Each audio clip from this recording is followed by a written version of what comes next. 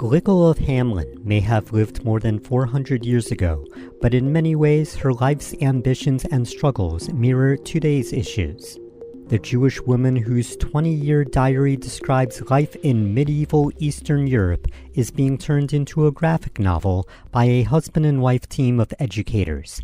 Mat and Julie Tonti spoke to the Jerusalem Post magazine about their forthcoming project aimed at making a digestible version of the diaries of Glikl of Hameln. She lived most of her life actually in Hamburg, and she only lived in Hameln for about a year. So it is interesting that she gets this title, Glikl of Hameln. Because her husband was from Hameln. And the other thing is, Glikl was her German pronunciation, but the Yiddish, which she probably would have used as Glikl. So we're using Glikl for her name. Gluk means luck. It's like good luck, good luck. Mat and Julie live with their children in the Washington, D.C. area, where they both work in the field of education, Mat as a rabbi and educator, and Julie as director of educator services. The couple was recently in Israel, which followed their visits to Germany, where they tracked down where Glikl lived, worked, and prayed. She lived into the 1720s, so she was very unique, and she had a nice long life. She lived into her 80s. She had 14 children, 12 which lived to adulthood. So she was very successful in terms of her offspring and in terms of her own life. She was a businesswoman. She's a really good example of what it means to work hard and have a good relationship with your husband. She worked very closely with him. And Jewishly, she was very devout. Everything was ascribed to her sins, caused suffering, and any righteousness was seen as like a cause for celebration. She lived by the Torah, and she died by the Torah. In Germany, the Tontis were assisted by German tour guide Andreas Kowalski, who, although not Jewish, has made it his life's mission to explain Judaism and Jewish history. He was very special in that he really got us like an inside view of Hamburg. Like we couldn't have done this without him. And also, I just feel like we have this like everlasting friendship with him now. Yeah, we hired him as a guide, and now we're definitely someone we'll keep in touch with. And he's helped us so much on the book, just like finding what we need. It's interesting because post-Holocaust, just talking about Germany or thinking about Germany, it's really difficult. Like, how could Jews have even lived there for so long? But going to Germany, we could see it. I mean, Hamburg is a beautiful city. It was a great place to run a business. It's a port city. It was very cosmopolitan. Hamburg, where she's from, is one of the most important port cities in Europe. I think it's like the number 2 or number 3 ports that were used. Yeah, so she was a city person. Our trip to Germany was kind of highlighting how, like, we could see it. We could see her thriving there and liking it there and enjoying that cosmopolitan life. You know, there are some examples, like historically, that she does talk about when she was a young child. She has a memory of Jews who had to flee from Poland because there were some massacres there. And about like 10 of them or so came to stay in her house. They were quite sick by the time they got there, and her grandmother would climb the stairs to take care of these refugees. Actually, the whole family ended up getting sick with whatever kind of disease they had.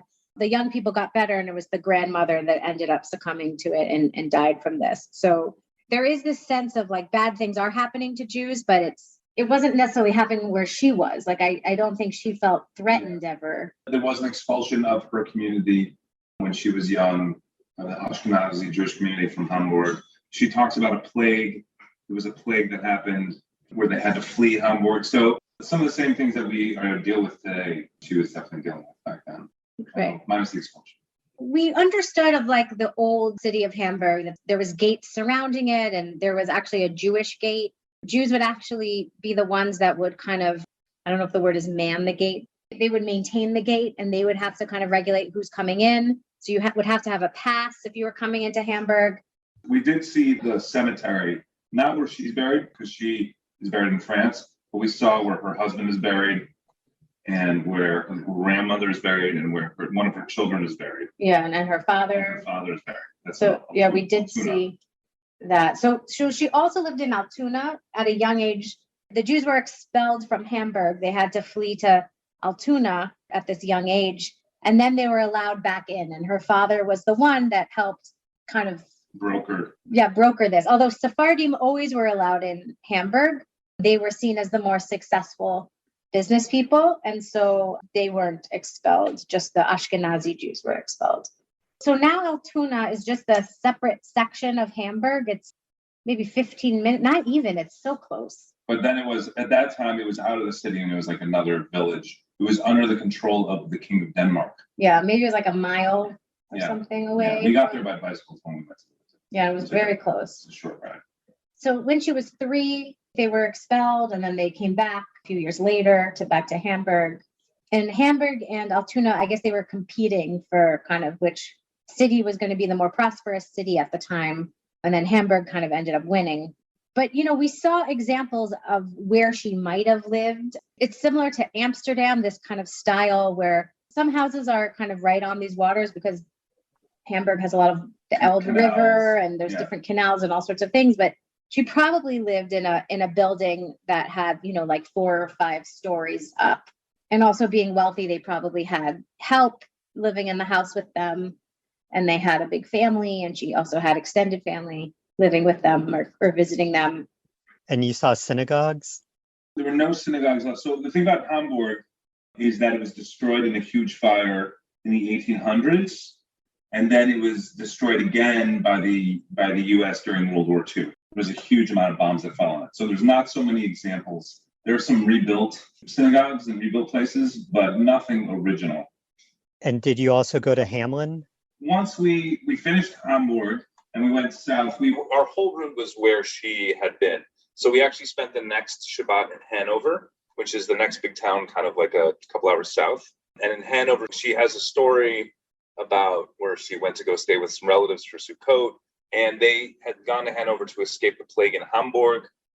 And so she has a story about how her daughter has a sore under her arm, and they were in shul, and Glikl's looking at his daughter's sore in Hanover, and people get wind of it, and then they think the girl has the plague, and so they exile the girl to the next village for the entirety of the Sukkot festival. Yeah, the girl's 3, the daughter's 3, and the big worry, yes, they're worried about the plague, but they're also worried about the authorities knowing that there's like the Jews have some sort of disease. Had the Duke found out, they would have been in big trouble. So then after that, then we went to Hamelin, which is where her husband was from and her husband's parents lived. She did not like Hamelin. She speaks about, it was a beautiful little medieval city with huge churches and cobblestone streets, and they really preserved it well. But it was clear that she didn't like it. Yeah, she didn't like Hamelin because she says that it was kind of like a country bumpkin kind of town. She was used to much more hustle and bustle and city life. And this is like the Pied Piper of Hamelin? Yeah. There was a guy dressed as a Pied Piper playing a clarinet, running through town, tourists behind him. And how did you two feel as Ashkenazi Jewish people yourselves going to these places? Did you feel like you're connecting to your roots in some way? It's a beautiful country. And it was also really hard to be in Germany. We didn't really focus too much on the Holocaust, but it really did feel like the Holocaust is a universal thing. There's an aspect of it of people are mean and people hurt each other, but there's also like the specific details about the Holocaust that I really don't think could happen with any other country. I guess something about the German, their adherence to rules, and if you break the rules, they get really upset. Just like we experienced kind of that as tourists, just kind of not knowing what to do. We were yelled at in German a few times just for a few minor things. It's very unsettling. And I also think that, I think many Germans have done some work thinking about the Holocaust, but I think it's difficult. And I had an interesting interaction with the person at the hotel. Anytime I brought up the word Jewish, he would turn bright red and switch the topic. And it happened a few times. I don't know how much they've healed or recovered, and it's hard to say.